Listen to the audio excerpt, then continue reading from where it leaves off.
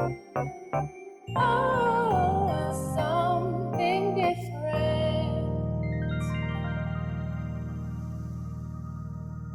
Matthew chapter 17, verse 9. And as they were coming down the mountain, Jesus commanded them, "Tell no one the vision until the Son of Man is raised from the dead."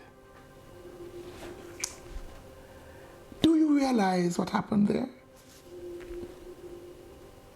Jesus gave them a prophecy. Yes, there was a prophecy in that command. When he said to them, "Tell no one the vision until the Son of Man is raised from the dead," he was prophesying actually a few things. First of all, he was prophesying that he would be raised from the dead. Yes. But also, for him to be raised from the dead, he would first have to die. So he was telling them that he was going to die and that he would be raised. He was going to die, but he was promising them that he would not remain dead.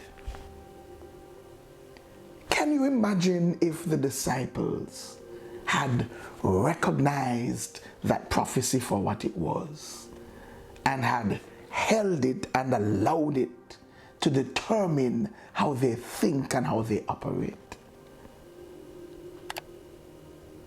Think about it. They got so distressed when Jesus died. They got despondent. They went into despair. They were troubled, for their master had died. But he had told them he was going to die. And he told them that he would be raised again. So why were they in despair? And why did they doubt when he rose from the dead? You remember when he was just raised, they said, when they heard it, they said, "No, foolishness." They said it doesn't make sense. That's not true. Why? Because they did not recognize, believe, and remember his promise or the prophecy. Now also, he said to them, "Do not tell anyone of this vision until the Son of Man is raised from the dead."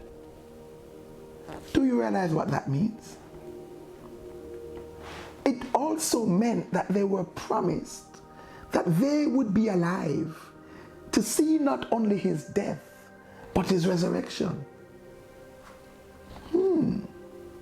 Now, if they had remembered that, if they had taken that seriously and believed in it, they wouldn't have been running and hiding for their lives when Jesus was arrested.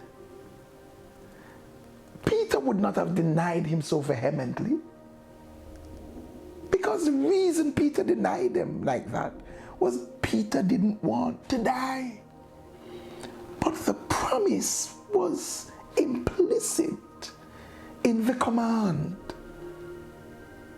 Jesus was saying, "You will be alive when I die. You will be alive when I am risen from the dead."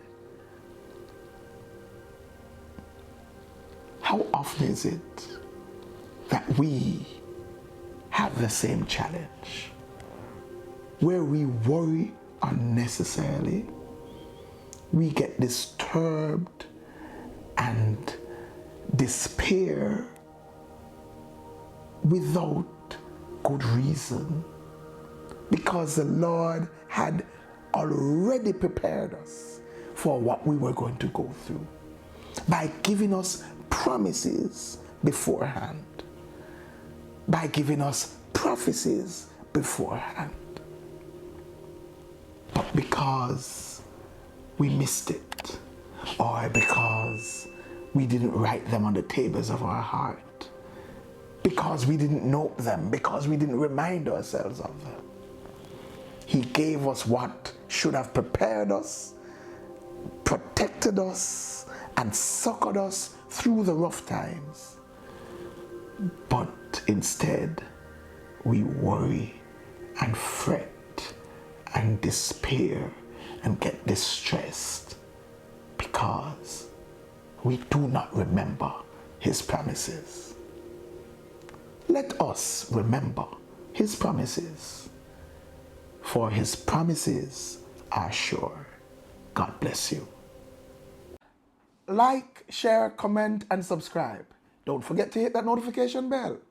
And for more, join us at 9 a.m. on Sunday mornings at 10 Union Square, Crossroads. If you can't be there in person, join us virtually via Facebook Live.